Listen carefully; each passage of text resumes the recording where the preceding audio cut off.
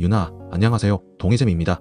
이번 시간은 공자의 유교 사상에 관해 알아보겠습니다. 유교는 공자의 가르침을 바탕으로 후대의 제자들이 체계적으로 정립한 사상입니다. 조금 더 엄밀하게 이야기하자면 공자와 그 후계자들에 의해 발전된 철학적 사상 체계를 유교라고 합니다. 유교는 육아 사상이 체계화되어 교육과 사회 규범으로 확산된 것을 의미합니다. 다시 말해 유교는 육아 사상을 기반으로 하여 보다 제도적이고 체계적인 사회적 이념으로 발전된 것입니다. 유교는 당시의 혼란스러운 시대상을 반영하여 올바른 정치란 무엇인가를 질문합니다. 고대 중국은 하나라에서 상나라 그리고 주나라 왕조로 이어져 왔습니다. 그중 주나라는 혈연 관계를 기반으로 사회체제를 정비한 봉건국가였습니다. 주나라의 왕은 자신들의 친족들에게 토지를 주고 그 지역의 제후로 삼아 다스리는 제도를 운영했습니다. 폭정을 일삼던 상나라를 멸망시키고 주나라를 세운 문왕, 그리고 그의 아들인 무왕과 주공은 지금도 중국에서 이상적인 왕으로 칭송받고 있습니다. 주나라는 신 중심의 사회에서 인간 중심의 사회로 점차 변모해가고 있었습니다. 그러나 주나라는 견융이라는 외세의 침략을 받아 멸망하게 되었고 이후 약 500년간 혼란이 이어지던 춘추전국 시대가 도래하였습니다. 춘추전국 시대는 황화 문명의 철기 문화가 발달함에 따라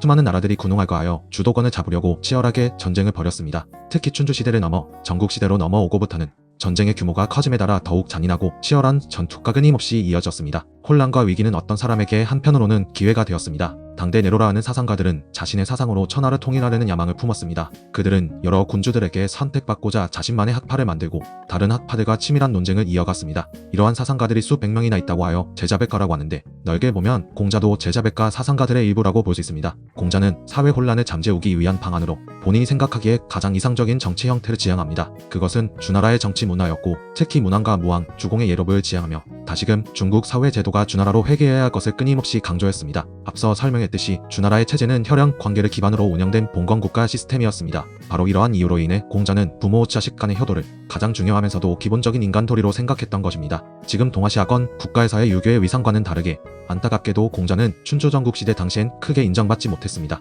끝없는 전쟁과 혼란 속에서 사람 목숨이 파리 목숨처럼 취급받는 분위기 속에서 도덕을 부르짖는 한 사상가의 외침은 공허한 메아리로 들렸을 것입니다. 그러나 공자는 높은 벼슬에 오르지는 못했지만 결국 그의 제자들에 의해 동아시아에 큰 영향력을 행사하는 사상이 되었습니다. 공자는 중국, 아니 전 세계적으로 봐도 거의 최초라 할 수 있는 훌륭한 교사였습니다. 고대 사회의 지식은 일종의 특권이었습니다. 신분이 낮은 사람은 교육의 기회도 주어지지 않았을 뿐만 아니라 감히 그 공부를 할 수 없었습니다. 교육이라는 것은 귀족들이 지닌 지식과 정보를 후손들에게 되물림하여 특권을 유지하기 위한 수단이었던 것입니다. 그러나 공자는 이를 거부하고 신분의 높고 낮음, 직업의 귀천과 무관하게 모든 사람에게 가르침을 주었습니다. 심지어 천민, 범죄자, 살인마에게도 가르침을 주었다고 하니 그로 인한 제자가 악 3,000명에 달한다고 합니다. 이때 가르침을 받기 위해선 반드시 일정량의 수업료를 지불했어야 하는데 이것은 공자가 돈을 밝힌 것이 아니라 그것이 사제지간의 예의임을 밝히는 것이었습니다. 이처럼 공자는 혼란스러운 사회에서 인간이 지켜야 할 도리와 예의 범절을 강조해왔습니다. 춘추전국 시대의 혼란을 잠재운 최초의 국가는 바로 진나라였습니다. 진나라는 강력한 법을 기반으로 상벌을 부여함으로써 백성들과 신하들을 통제하는 법과 사상을 통해 중국 대륙을 통일할 수 있게 되었습니다.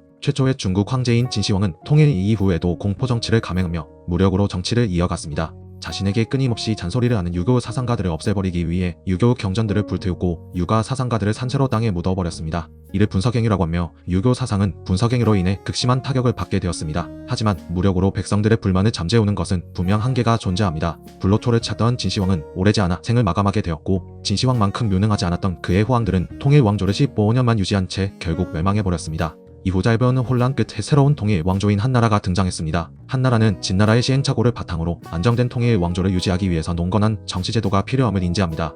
이에 따라 유교에서 강조해온 여러 이데올로기를 기반으로 사회제도를 정비하고 덕치를 행하며 백성들에게 교육을 강조함으로써 국가 번영을 지향했습니다. 특히 한나라의 정치인들은 분석행위로 인해 그간 소실되었던 유교 경전을 다시 복원하고 정리하면서 정통을 세우고자 애를 썼습니다. 이를 훈고화학이라고 합니다. 유교의 정통을 세우는 과정에서 자연스럽게 유교의 창시자인 공자가 성인의 반열에 오르게 되었고 공자를 계승하여 발전시킨 맹자 사상 역시 공자만큼이나 중시되었습니다. 다소 비유적이고 추상적이던 공자의 사상을 분명한 문장으로 직조해내어 외연을 넓힌 맹자의 사상은 훗날 성리학으로 이어져 1000년 넘게 중국과 조선, 심지어 일본에까지 영향을 주었습니다. 고대 중국인들은 하늘을 숭배하는 사상을 지녔습니다. 인간의 힘으로 차마 어찌할 수 없는 거대한 자연과 운명 앞에서 순응하는 것은 고대인으로서는 당연한 사고였을 것입니다. 특히 주나라는 천지만물을 생성하고 화육하는 근원인 하늘을 두려워하고 하늘의 이치인 도에 따라서 살 것을 강조하는 경천 사상을 지녔습니다. 주나라를 숭상하는 공자 역시 이와 같은 경천 사상에 근거하여 하늘의 의지를 마땅히 따를 것을 강조했습니다. 공자는 하늘의 의지를 천명이라고 설명합니다. 하늘은 우주 만물을 지배하는 인격적 존재자이자 인간에게 본성을 부여한 존재입니다. 따라서 인간의 내면에는 선천적으로 하늘로부터 부여받은 덕이 있으며 이러한 덕을 깨닫고 실천할 때 도덕적 주체가 될 수 있다고 주장합니다. 이를 공자는 하늘로부터 부여받은 인간의 본성은 서로 비슷하나 습관에 의해서 큰 차이가 생긴다. 다시 말해 성상근 습상원이라고 설명합니다. 공자의 설명은 인간의 타고난 본성은 비슷하나 후천적인 수양에 따라서 어떤 삶을 살아갈지 달라질 수 있다는 의미로 도덕성을 실현하기 위한 인간의 주체성을 강조합니다. 공자의 성상근 습상원으로 인해 모든 유학자들은 인간의 본성을 기르기 위한 수양 방법을 제시합니다. 또한 공자가 구체적으로 설명하지 않은 타고난 본성의 비슷함은 각각 맹자가 성선, 순자가 성악으로 논하게 됩니다. 성선이든 성악이든 공자에 따르면 누구나 후천적인 수양을 지속한다면 결국 하늘로부터 부여받은 선천적인 도덕성을 실현하여 하늘과 조화를 이룰 수 있습니다. 하늘과 조화를 이룬 경지를 천이나비일이라고 하며 유교에서는 천이나비일을 가장 이상적인 경지로 간주하고 있습니다. 공자의 핵심 사상을 하나만 꼽으라고 한다면 단언컨대 인입니다. 원어에서는 공자가 인을 구체적으로 정의하진 않았지만 약 50여 곳 이상이 사용하면서 다양한 예시를 통해 상세히 설명하고 있습니다. 인이라는 한자어를 풀어서 보면 두 사람이 서로 마주보고 있다는 의미입니다. 이것은 사랑, 간의 사랑을 의미하는 표현으로 이성애라기보단 인류애라고 이해하면 좋을 듯합니다. 흔히 인을 하늘로부터 부여받은 인간 내면의 보편적인 도덕성으로 이해하고 있습니다. 인을 구체적으로 실천하는 대표적인 방법은 부모님에 대한 사랑인 효와 형제에 대한 사랑인 제입니다. 먼저 우리 가족부터 사랑하는 마음이 갖춰져야 다른 사람을 능히 사랑할 수 있다는 의미입니다. 따라서 공자가 강조한 인의 사랑은 가까운 이부터 다른 사람에게로 미루어 나가는 차등과 분별이 있는 사랑입니다. 부모와 자식 간의 관계는 하늘이 맺어준 인연으로 결코 떨어질 수 없습니다. 만약 부모님이 돌아가시거나 부부간 이혼을 하더라도 부모와 자식은 절대로 끊어질 수 없는 관계입니다. 이와 같은 관계를 천륜이라고 하며 부부나 친구, 스승과 제자 같이 인위적으로 맺어진 인륜과 구분하여 파악합니다. 부모, 자식 간의 관계는 천륜이므로 사람이 하늘을 거스를 수 없는 것처럼 자식도 부모를 거스를 수 없습니다. 즉, 부모를 사랑하는 감정은 하늘로부터 비롯된 자연스러운 감정이므로 자식은 마땅히 부모를 공경하고 부모의 뜻을 어기지 않아야 하는 것입니다. 가족 간의 인이 이루어졌다면 마땅히 이 인을 점차 사회로 확장해 나갈 수 있습니다. 이는 다른 사람에게 충실하게 대하는 춤과 자신의 마음을 미루어 다른 사람의 마음을 헤아리는 설을 통해 인륜으로서 조화될 수 있습니다. 정리하자면 인의 기본적인 덕목은 효제이며 효제를 통해 구체적으로 다른 사람에게 충성을 실천함으로써 서로 사랑하고 조화롭게 지낼 수 있게 되는 것입니다.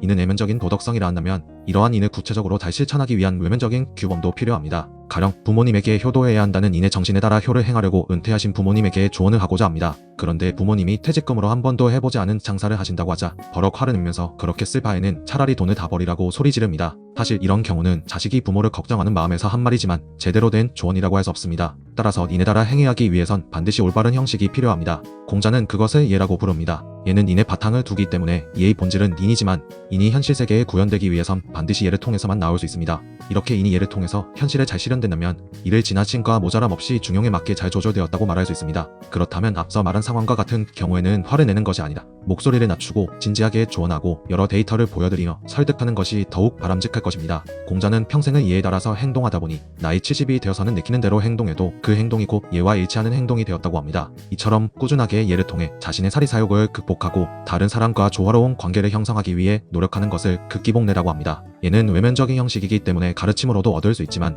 학문으로도 익힐 수 있습니다. 따라서 학문을 널리 익히고 예를 널리 실천하는 방문양례를 강조하며 배우기만 하고 실천하지 않는 태도를 경계합니다. 공자는 혼란스러운 사회를 극복하기 위해서 통치자가 가져야 할 덕목으로 인과 예를 강조합니다. 즉 도덕적인 군주를 촉구합니다. 공자가 강조하는 이상적인 인간상은 군자와 성인입니다. 군자란 인을 함양하고 인에 따라 예를 실천하며 끊임없이 자기 수양을 하는 사람입니다. 성인은 보통 군자와 혼용하여 사용하는 편인데 엄밀히 구분하면 타고난 품성을 잘 함양하여 인과 예를 실천하는 최고의 경지에 오른 사람입니다. 성인에서 성은 귀와 말, 왕 세 글자가 조합되어 있습니다. 이는 천명을 잘 듣고 백성들에게 말로서 전하는 사람만 왕이 될 수 있다는 의미입니다. 이처럼 성인은 타고난 자질을 가진 사람만 도달할 수 있는 지극한 경지이지만 군자는 누구나 노력만 하면 도달할 수 있기에 공자는 군자를 보다 이상적으로 파악합니다. 하지만 보통 성인 군자라고 통칭해서 사용하고 있으며 엄격하게 의미를 구별하지는 않기 때문에 사실상 동의어라고 이해해도 무방합니다. 군자는 스스로의 부족함을 늘 살피면서 도덕적 인격을 완성하기 위해 부단히 노력하는 사람입니다. 그는 자기 자신을 위한 학문의 위기지학을 꾸준히 실천하며 지혜와 인자함 및 용기를 갖춘 사람입니다.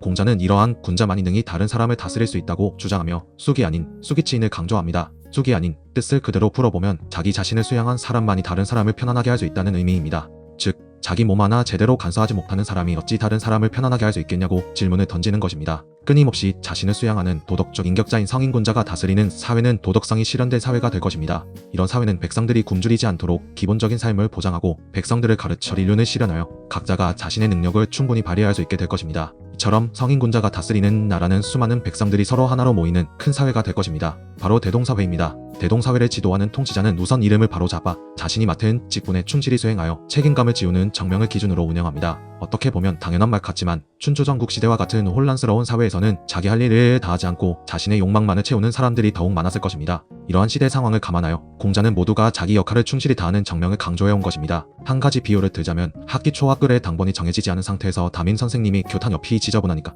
1교시 수업 시작하기 전에 치우자는 말씀을 하십니다. 그런데 아직 당번이 정해지지 않은 상태이므로 누구도 선뜻 나서지 않고 눈치를 보면서 아무도 교탁을 청소하려고 하지 않을 것입니다. 따라서 교탁 청소는 당번 순서가 제대로 정해진 다음에야 누가 청소를 하지 않았는지 면밀히 파악할 수 있고 그 책임을 해당 당번에게 물릴 수 있게 되는 것입니다.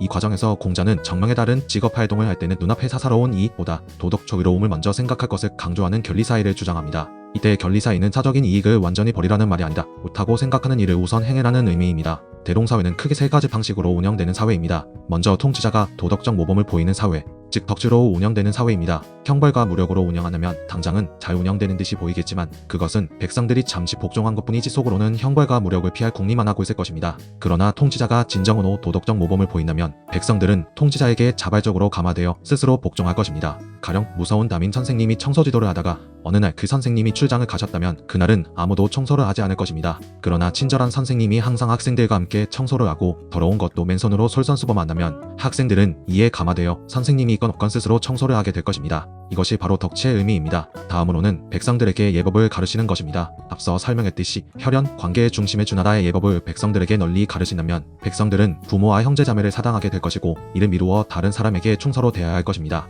즉 예법을 통해 서로 사당하게 하여 조화시키고 신분의 높고 낮음에 따라 질서를 바로잡아 욕망의 한계를 설정한다면 모든 사람이 자신의 본분을 지키며 사회의 질서가 바로잡힐 것이라 가정합니다. 마지막으로 백성들이 굶주리지 않도록 의식주를 해결해주는 것이 군자의 도리라고 강조합니다. 공자는 인간이 도덕적인 삶을 영위하기 위해서는 우선 기본적인 의식주가 충족되는 것이 급선무라고 파악했습니다. 따라서 모든 사람의 기본적인 생존을 보장한 다음에야 사회 구성원들이 더 이상적인 삶을 꾸려나가도록 만들 수 있음을 강조했던 것입니다. 공자의 사상은 여러 제자들에 의해서 전해지다가 공자 100년 뒤에 태어난 맹자에 의해서 완성되게 됩니다. 공자가 주장했던 여러 사상들은 맹자에 의해서 체계적으로 정리되었고 분명하게 정립하여 훗날 모든 중국 왕조가 지향해야 할 이상향으로 우뚝 서게 되었습니다. 뿐만 아니라 맹자의 사상은 송나라 시대까지 이어져 주의에 의해 성리학이란 철학 체계로 외연이 넓혀지는데 이는 주의의 성리학을 설명할 때 자세히 언급하겠습니다. 오늘 강의는 여기까지였습니다. 다음 시간은 공자의 유교 사상을 계승하고 발전시킨 맹자에 관해서 알아보도록 하겠습니다. 그럼 윤빠